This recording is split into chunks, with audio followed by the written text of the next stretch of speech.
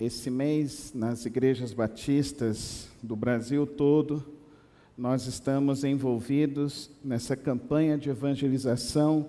Jesus Cristo é a única esperança. Você pode falar comigo? Jesus Cristo é a única esperança. Você pode falar mais uma vez com fé agora? Jesus Cristo é a única esperança. Que você possa pensar nesse momento algumas pessoas que você conhece, que estão enfrentando algum tipo de luta e problema. O que essa pessoa mais precisa na vida dela é Jesus Cristo. É Jesus Cristo que pode trazer a solução para aquele que está enfermo, para aquele que está angustiado, entristecido, preocupado, porque Jesus Cristo é a única esperança. Que você possa se engajar e você possa levar esse Novo Testamento, esse Evangelho de João, às pessoas que você conhece, que precisam dessa palavra hoje. E talvez você possa ir um pouco mais além. Talvez você possa convidar essa pessoa para vir aqui no próximo domingo à noite.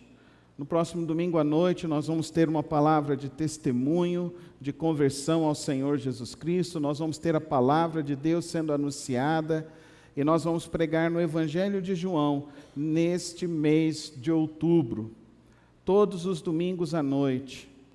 Talvez você possa conhecer pessoas, famílias que estão enfrentando problemas. Você pode trazer no outro domingo, dia 16, para vir participar, que nós vamos falar que Jesus é a solução para a família. E nós vamos estar aprendendo, à luz da palavra de Deus, dentro do Evangelho de João, como podemos aprender a encontrar a solução para as nossas vidas em Jesus Cristo. Hoje eu quero falar com vocês sobre algo que me preocupa muito. Ontem eu estava conversando com um amigo meu, estávamos falando sobre uma pessoa, e essa pessoa posta versículos bíblicos, vai na igreja, chora, mas ela posta algumas coisas que não condizem muito certo com a palavra de Deus. Infelizmente, ela demonstra que a sua alegria não é Jesus. Ela demonstra que a vitória dela não é Jesus. E eu acho que isso é um problema muito sério que a gente vive hoje em dia. Muitos crentes que não compreendem de fato quem é Jesus Cristo e o que Jesus Cristo representa para as nossas vidas. Eu gostaria que você abrisse a sua Bíblia em João, capítulo 1. Lesse comigo esses 14 primeiros versos do Evangelho de João e pudesse nessa noite compreender quem é Jesus e como precisamos viver para Ele. A palavra do Senhor nos diz assim: no princípio era o Verbo, que é a palavra. Ele estava com Deus e era Deus. Ele estava com Deus no princípio. Todas as coisas foram feitas por intermédio dele. Sem ele, nada do que existe teria sido feito. Nele estava a vida, e esta era a luz dos homens. A luz brilha nas trevas, e as trevas não a derrotaram. Surgiu um homem enviado por Deus, chamado João. Ele veio como testemunha para testificar acerca da luz, a fim de que por meio dele, todos os homens crescem. Ele próprio não era a luz, mas veio como testemunha da luz. Estava chegando ao mundo a verdadeira luz que ilumina todos os homens. Aquele que é a palavra estava no mundo, e o mundo foi feito por intermédio dele, mas o mundo não reconheceu. Veio para o que era seu, mas os seus não receberam. Contudo, aos que o receberam, aos que creram em seu nome, deu-lhes o direito de se tornarem filhos de Deus. os quais não nasceram por descendência natural, mas pela vontade, nem pela vontade da carne, e nem pela vontade de algum homem, mas nasceram de Deus. Aquele que é a palavra tornou-se carne e viveu entre nós. Vimos a sua glória, glória como do unigênito vindo do Pai, cheio de graça e de verdade. Senhor, dá-nos compreensão de tua palavra nesta hora. Abre nossas mentes, nosso coração, para entender a tua palavra, entender a tua vontade, compreender os teus princípios, e que de tal maneira possamos viver a tua palavra nesses dias.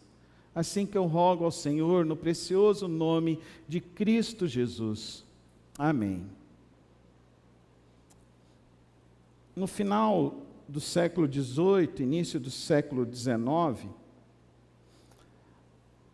um filósofo compôs uma história muito interessante, que ele conta de um jovem que entrou na cidade e começou a gritar: Deus está morto, Deus está morto, Deus está morto. Aquela cidade, aquela sociedade era muito religiosa, e eles tentaram calar aquele jovem, e falaram para ele simplesmente assim: cale-se, Deus não está morto, quem é você para declarar que Deus está morto? Ele virou e falou assim: Deus está morto na maneira como vocês vivem, vocês não vivem como se Deus estivesse vivo. Hoje existem muitas pessoas que estão vivendo assim, vivem as suas vidas como se não existisse um Deus, vivem as suas vidas como se não existissem princípios eternos, vivem as suas vidas como se não existisse um ordenamento natural da vida e da existência, vivem as suas vidas de tal maneira que se você olhar para a vida dessa pessoa, você não consegue perceber as evidências de Cristo em suas vidas. É muito triste que a nossa bancada, chamada evangélica na Câmara de Deputados, ela não é a bancada mais íntegra moralmente, ela não é uma bancada que não se envolve em questões de corrupção, muito pelo contrário, existem casos terríveis nesse sentido. Muitos crentes estão vivendo como se Deus estivesse morto. Muitos crentes estão vivendo como se Deus não existisse em suas vidas. John Piper, ele escreveu um livro que se chama Teologia da Alegria, e ele defende uma tese de que existem muitos crentes que se tornaram ateus ao longo da sua jornada cristã. Tudo que vão fazer, fazem pelas suas próprias forças. Tudo que vão fazer, fazem pelo seu próprio querer. Não sentam, não ajoelham, não buscam direção de Deus e não pedem a aprovação de Deus ao seu querer, à sua vontade. Alguns anos atrás, na Folha de São Paulo e depois na revista Veja, e também na revista Exame, saíram matérias muito similares e que falavam justamente sobre algo importante. Quem te influencia? Você ouve qual voz para influenciar o seu hábito de vida? Quem te influencia? Quem que fala com você? O que está influenciando a tua vida? Tem muitas e muitas pessoas que se deixam influenciar por pessoas que não são cristãs, não se influenciam pela palavra de Deus, porque nem contato com a palavra de Deus tem. Porque se você falar para mim que você tem contato somente quando você vem no culto, eu quero te dizer que você não tem contato com a palavra de Deus, porque isso é muito pouco, isso é muito raso. A vida com Deus é muito mais. Como que você pode compreender as coisas que são a vontade de Deus, os planos eternos de Deus, o plano que Deus tem para você como homem, como mulher, os planos que Deus tem para você na sua casa, na sua vizinhança, na sua cidadania? Existem muitos e muitos crentes que realmente estão dizendo nas suas vidas: Deus está morto. Eu não me preocupo com Deus. Eu até contribuo na igreja, vou lá de vez em quando para trazer um alívio para a minha mente e tal. Eu fui na igreja, eu até eu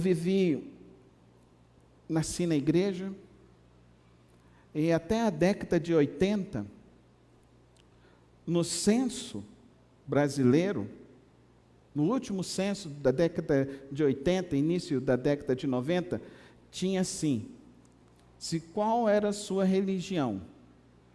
No caderno do censo tinha. E tinha assim, católico praticante e católico não praticante. No ano 2000, no censo trouxe evangélico praticante e evangélico não praticante. E o que é interessantíssimo, no censo de 2010 veio cristãos desigrejados. O que está acontecendo? Por que isso ocorre? Isso ocorre porque as pessoas não compreendem quem é Jesus, não compreendem a vida de Jesus, não compreendem o que Jesus veio fazer neste mundo. Muitas pessoas até falam, Jesus existiu. Aquele Leandro Carnal, ele fala, eu nasci, eu fui religioso por muitos anos, mas hoje para mim não existe nada mais de esperança. Eu não acredito em transcendência mais. Eu só acredito na imanência.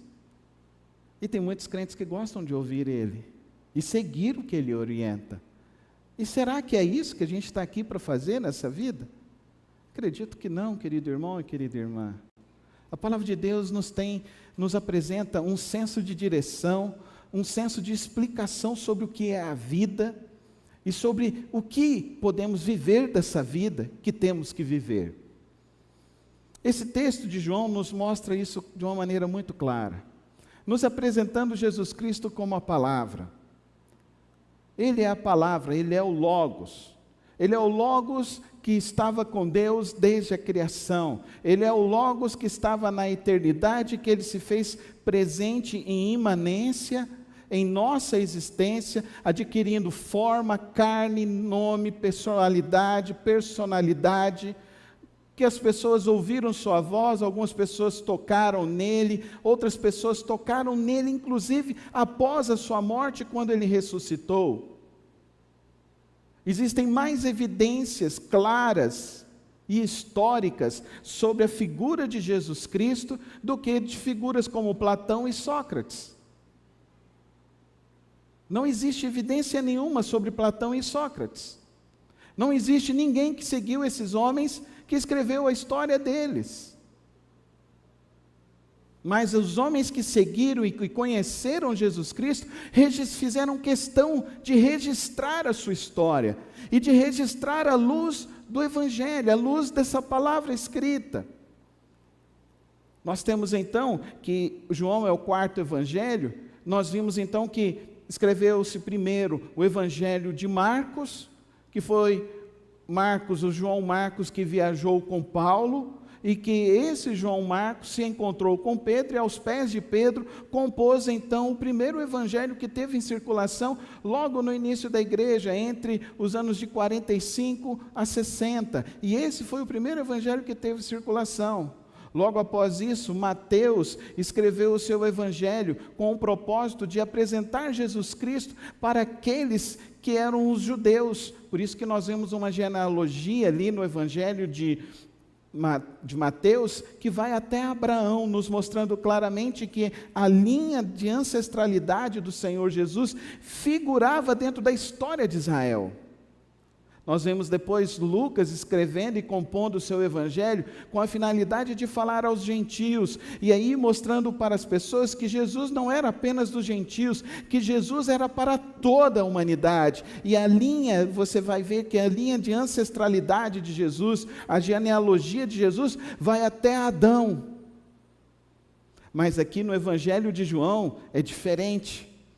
O Evangelho de João, ele não está olhando apenas para o Jesus homem, para o Jesus histórico, ele está olhando para o Jesus que veio da eternidade, que veio antes que tudo viesse a existir, por meio dele, por meio da palavra dele, tudo veio a existir, tudo veio a ser criado, tudo veio a ser formado, porque ele diz que ele é a palavra e ele estava no mundo antes que existisse o mundo, antes que o mundo fosse gerado, Jesus existia. E ele é apresentado com essa força maravilhosa dessa palavra, que se chama Logos, verbo, palavra.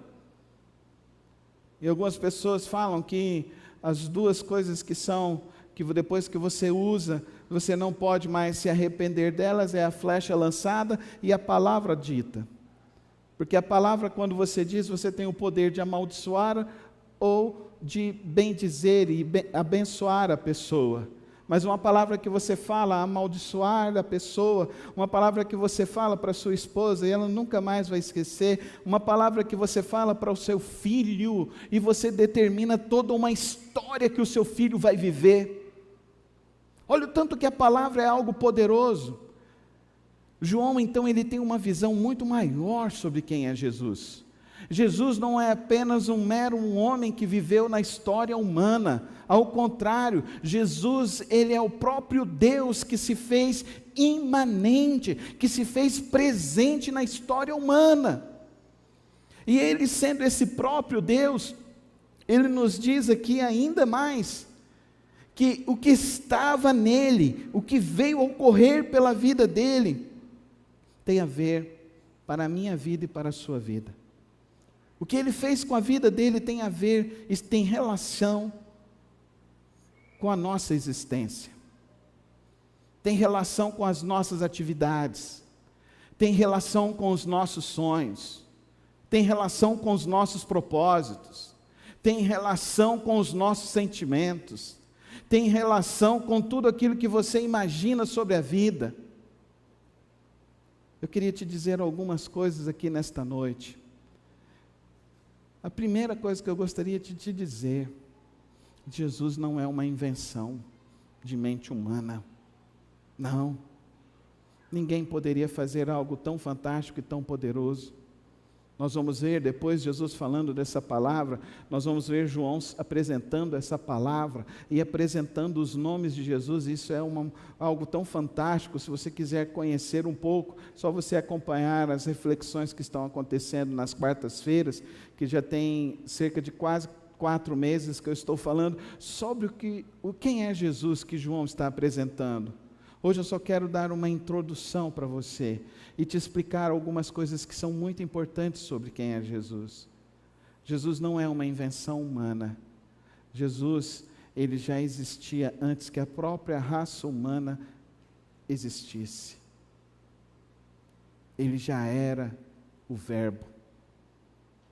Jesus é a verdadeira esperança. Mas não esperança no termo de ser uma expectativa que você tem, mas esperança de ser um verbo, esperançar. Jesus é a esperança de Deus. Jesus é a esperança das coisas que podem se tornar reais para a vida da humanidade. Jesus é a esperança daquilo que Deus deseja que eu e você possamos viver, na força dEle, na capacidade dEle, no entendimento dEle. Jesus não é uma ideia humana. Jesus, ele é a segunda pessoa da Trindade. Ele estava com Deus e ele era o próprio Deus no ato da criação. E agora, no ato de sua imanência e de sua existência, ele nos diz aqui que nele estava a vida e esta era a luz dos homens. Perceba bem essa história do que ele está querendo dizer. O mundo vivia em trevas e a terra era sem forma e vazia. Jesus vem e se torna a luz da humanidade, a luz para a minha vida, a luz para a sua vida. Por isso que o cristão verdadeiro, que teve um encontro genuíno com Jesus Cristo, ele não perde a sua esperança. Porque Jesus para ele é a luz que sempre ilumina em meio às trevas, amém, irmãos? E o que são essas trevas? As trevas é o mal moral, também as trevas é a nossa falta de amor, é o mal que agride, é o mal que tenta roubar o seu viver, roubar as suas forças, roubar a sua energia, roubar os seus sonhos. O mal, ele é um destruidor de sonhos, o mal, ele é um destruidor de expectativas e de existências humanas. Jesus não, ele é a luz para brilhar na sua vida e espantar e retirar toda espécie de mal e trevas do seu viver. É esse quem é Jesus. Ele é essa luz que brilha no meio das trevas. Ele diz que as trevas não o derrotaram. Percebam que o verbo não está no futuro. Não o derrotarão. Não derrotaram. Entenda a dimensão do que significa isso, andar com Jesus, do que significa essa dimensão de conhecer Jesus, de experimentar Jesus, de andar com Jesus. Olha que coisa maravilhosa. O mal tentou destruir Jesus. O mal tentou destruir a história humana. O mal até hoje está ativo no mundo. O maligno está ativo no mundo.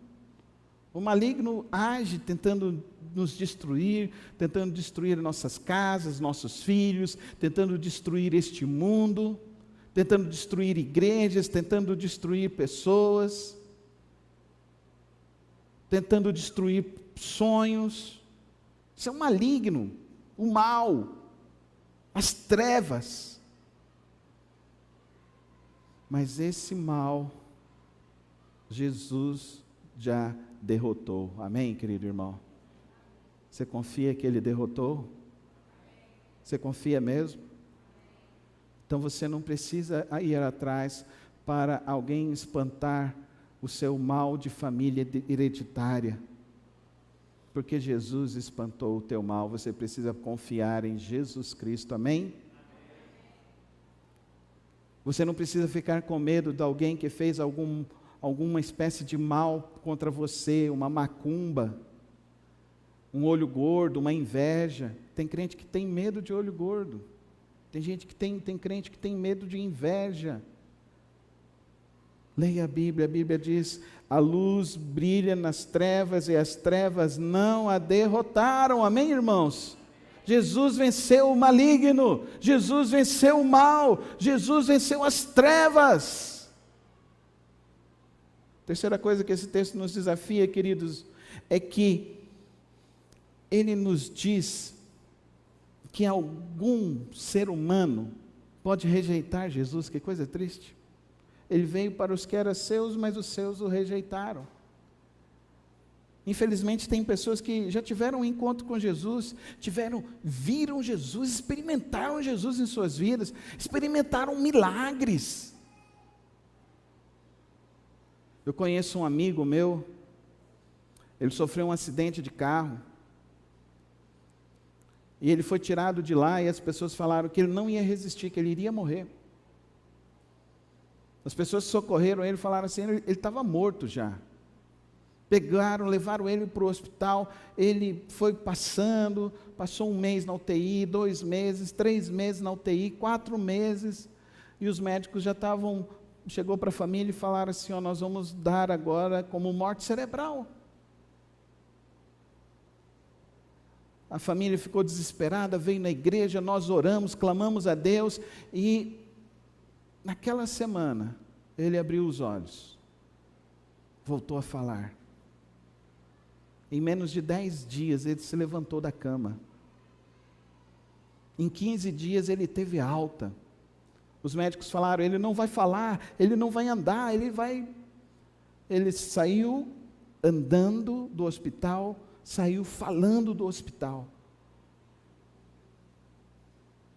Ele esteve na nossa igreja e deu testemunho, que ele falou que ele estava lá, estava tudo escuro, e de repente brotou uma luz que irradiou, e essa luz falou para ele assim: eu sou Jesus, eu vim te tirar das trevas.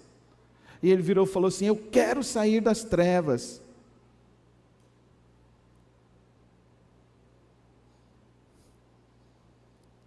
Já fazem 5 anos que ele abandonou os caminhos do Senhor Jesus. Por que algumas pessoas não persistem com Jesus? Porque algumas pessoas que tiveram experiências maravilhosas com Jesus não persistem com Cristo Jesus, não andam com Cristo Jesus. Recentemente ele me ligou, estava desesperado, falou assim: Carlinhos, preciso conversar com você. Nós nos encontramos, eu orei com ele, ele falou assim: eu não acredito mais em oração, Carlinhos. Mas não importa se você não acredita, mas eu acredito em oração. Eu disse para ele: você acredita em oração? Você ora pelas pessoas? Você ora para que as pessoas sejam libertas das trevas em suas vidas? No final do nosso encontro ele disse assim: nossa, eu senti algo que há muitos anos eu não sentia. E eu disse para ele: o que você sentiu foi a presença de Deus, mas não adianta só sentir, se você não começar a crer em Jesus. Não adianta você só sentir, não adianta você só falar que existe Jesus, que existe Deus, mas você precisa começar a crer em Jesus Cristo. O que significa isso? Verso 12: aos que o receberam, aos que creram em seu nome, deu-lhes o direito de se tornarem filhos de Deus. Crer em Jesus e se tornar filho de Deus. Compreenda a dimensão do que significa isso. A primeira dimensão: você não é obra do acaso. Você é um sonho de Deus neste mundo. Amém, querido irmão, querida irmã? Tem muita gente que está precisando entender isso nas suas vidas. Alguns anos atrás eu conheci uma moça. Ela tinha sido abusada pelo padrasto, por um tio, por um vizinho. Eu encontrei ela no hospital. Ela tinha tentado suicidar. Eu estava passando naquele hospital. A mãe viu que eu tinha ido visitar um leito.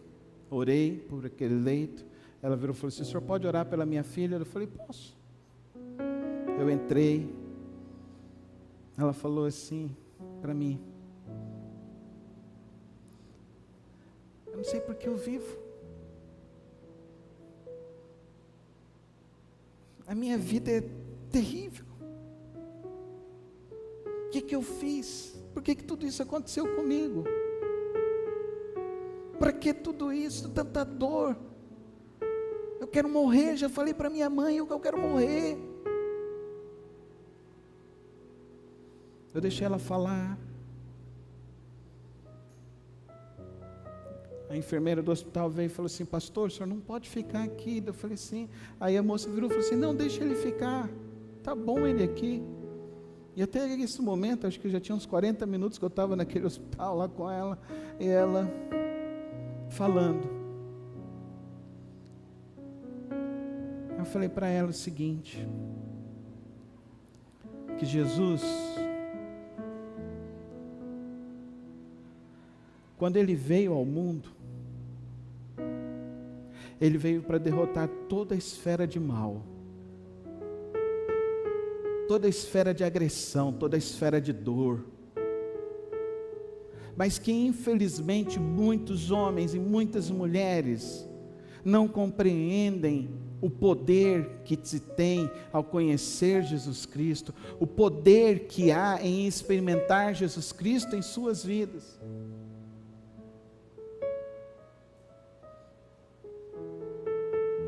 Eu disse a ela: eu quero que você entenda, aprenda algumas coisas comigo.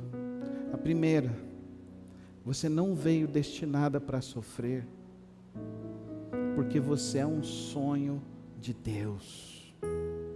Você é um sonho de Deus. Deus sonhou com você quando a terra era sem forma e vazia, onde não existia nada. E quando Ele disse lá, haja luz, Ele sonhou contigo, sonhou com a tua vida, sonhou com a tua história. Ele conheceu você antes que você se tornasse um sonho de uma irmã, um sonho de um pai, um sonho de uma mãe. Mas pastor, por que Ele deixou tudo isso acontecer? Porque Jesus quer mostrar para você e para esse mundo todo, que aonde houve muita dor, aonde houve muita destruição, a graça de Deus veio, a glória de Deus visitou, e reescreveu uma nova história na presença de Deus. Essa moça hoje ela é missionária, ela tem um trabalho fantástico em Moçambique, e ela foi transformada pela glória de Deus. Quem é Jesus para você? Para você, Jesus está morto? Ou você já entendeu que você é um sonho de Deus?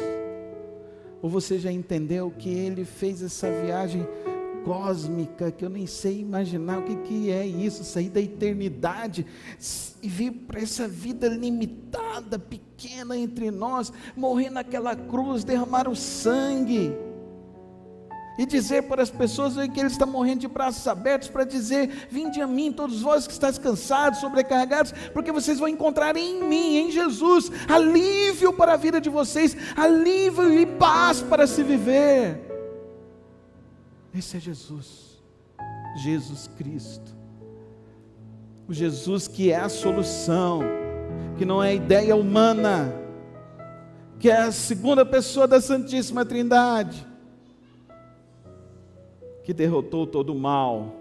Ele não vai derrotar, Ele já derrotou todo o mal, Ele já venceu todo o mal. Por isso eu e você agora somos livres para andar na presença de Deus, andar com o Santo Espírito de Deus, que é o penhor da promessa dessa salvação, o penhor de Deus em nossos corações, em nossas vidas. Para onde formos, brilhar a luz de Jesus em nossas vidas, brilhar a luz de Jesus em nossa história. E quando falarmos, as pessoas perceberem: existe um Deus, existe um Jesus que nos ama, existe um Jesus que nos transforma, existe um Jesus que nos liberta, existe um Jesus que nos cura, que restaura, que nos enche a nossa vida de esperança, da esperança que estava no coração de Deus, quando tudo estava desandando neste mundo, quando tudo estava se desencaminhando e todo mundo estava perdido, se desviado por todos os caminhos.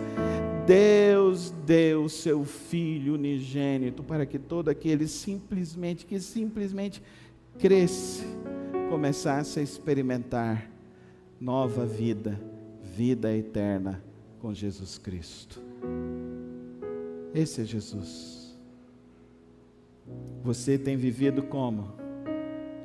Jesus está vivo? Deus está vivo? Ou Deus está morto? Ou Jesus está morto? Feche os teus olhos. Coloca a tua vida diante de Deus, diante de Jesus.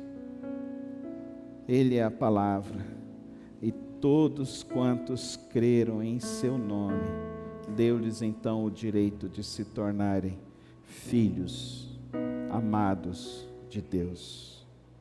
Coloca a sua vida diante do Senhor e queira viver para Ele, para Jesus Cristo. Nesta hora, ó meu Pai Celeste,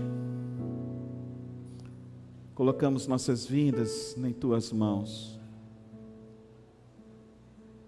E a todos quanto, ó Deus, o Senhor tem chamado para sair das trevas e experimentar da Tua luz, da Tua graça e do Teu amor, que nesta noite, ó Deus, cada coração aprenda a compreender, ó Deus, quão grande é esse Teu amor, quão maravilhosa é esta Tua graça, quão maravilhosa é esta caminhada, esta possibilidade de ser filho, Teu filho amado, Teu filho querido, o Teu sonho, o sonho do Senhor para este mundo, o sonho do Senhor para as nossas famílias, o sonho do Senhor para esta família, para esta igreja, o sonho do Senhor para esta cidade, para este tempo que nós somos, ó Deus, que o Senhor nos deu o privilégio de existir, que o Senhor nos deu o privilégio de viver e vivermos como os Teus filhos amados.